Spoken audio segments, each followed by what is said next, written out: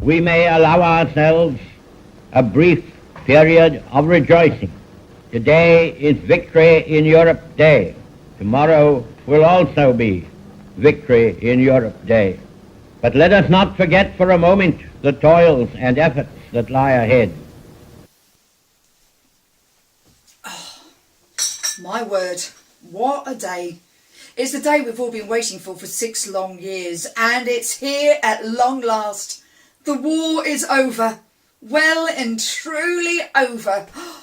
So exciting. Oh, my husband will be coming home soon. I can't wait to see him and see his face when he notices how much his little ones have grown up. I've got my hair done just like this in victory rolls and put on a new dress and that lippy that I've been saving. I'm going to cook a big roast dinner and all, because rations will be gone soon too, won't they? I've never known a day like it.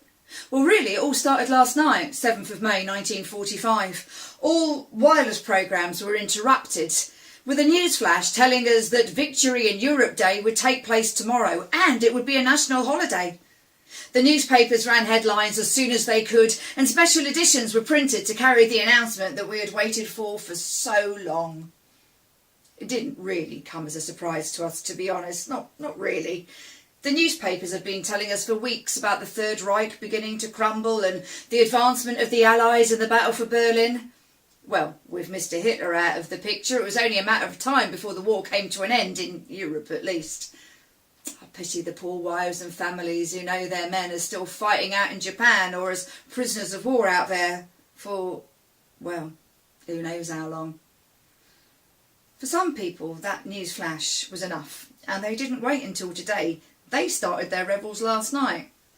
After years of living under wartime restrictions such as food and clothing shortages, blackouts and evacuations, to fear of the Blitz and air raids, a lot of folk just seemed to let loose straight away and finally began enjoying themselves. By this morning there was colourful bunting and flags lining the streets of villages, towns and cities right the way across Britain. The Ministry of Trade actually announced that we could buy bunting, or at least the red, white and blue cloth that we needed to make it without using our ration coupons. I was up half the night making mine. It's out in the street already. Mr. Churchill also made sure from the Ministry of Food that there would be enough beer supplies for us all. And some menus started doing special victory menus. Some restaurants started doing special victory menus, I should say. And they were hastily put together souvenirs as well, like VE Day mugs or little badges. There have been events all over the country today. Parades, Thanksgiving services and street parties. We've all come together to celebrate this historic moment. At St Paul's Cathedral in town, there have been 10 services back to back, one after the other, each one attended by thousands of people. Even the royal family have been out and about for those lucky enough to be near the palace. Apparently, thousands of people surged down the mall to Buckingham Palace, where King George VI, Queen Elizabeth and their daughters Princess Elizabeth and Princess Margaret appeared on the balcony to wave to the cheering crowds. They did that 8 times, and on one occasion they were joined by Mr. Churchill himself. Rumour has it that this evening the princesses have disappeared incognito into the crowds to secretly mingle, but they'll have some stories to tell tomorrow morning.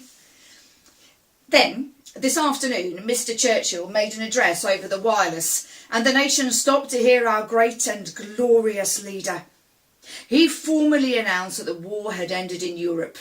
But he added a note of caution saying, "We may allow ourselves a brief period of rejoicing, but let us not forget for a moment the toil and efforts that lie ahead." He knows that war's not over. Japan's still to be defeated. And for those with loved ones out there, I reckon today's jubilations must have felt awfully hollow. Amidst all the street parties and rejoicing, those mourning the death of a loved one or friend, they'll just find it too much to bear. For some war-weary folk, it's also brought an air of anticlimax.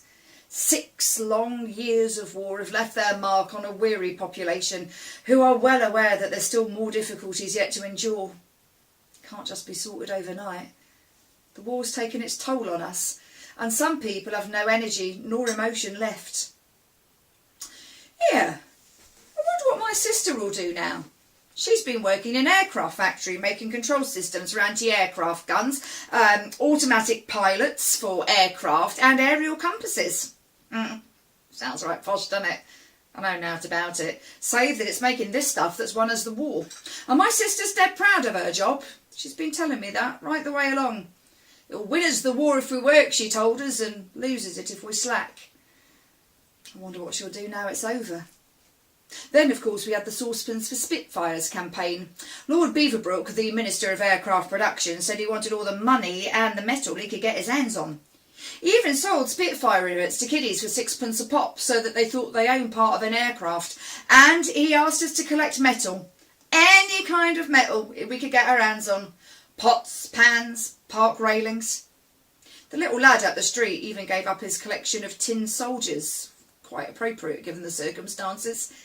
Nobody had the art to tell him that none of that metal was ever used in the production of any aircraft. My sister Bess, she said it just weren't good enough, see?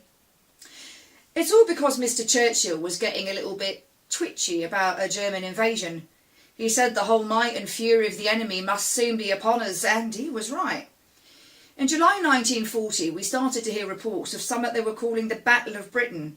Dogfights between the RAF, that's our boys in blue, and the Luftwaffe, that's the German boys, wheeling and screaming in the skies above the home counties. Our boys were fighting for our freedom to try and stop the Jerrys invading England. And it didn't half put the pressure on those in the aircraft factories, I'll tell you.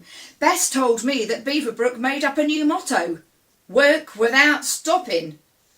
It wasn't right popular amongst the workers, I'll tell you that. But in those long summer months of 1940, our factories managed to produce double the amount of aircraft that Jerry could. So making our boys could carry on fighting in the skies for our freedom, day after day. Amongst them was Bessie's husband. She was dreadfully nervous those few weeks during the Battle of Britain. She was terrified that the next knock on the door would bring that dreaded telegram. But she was one of the lucky ones. So was he. They say we shot down 3 times as many aircraft as we lost, and the Germans started to get frustrated by it all. And so they decided to do something new. They started night bombing the cities of Britain. Oh, of course you've heard of it, the Blitz it was called. It went on long after the Battle of Britain had finished. Between September 1940 and May 1941, the Germans dropped some 35,000 tons of bombs for the loss of 650 aircraft. Londoners were attacked 57 consecutive nights. But we come through it, and our Blitz spirit will never be forgotten.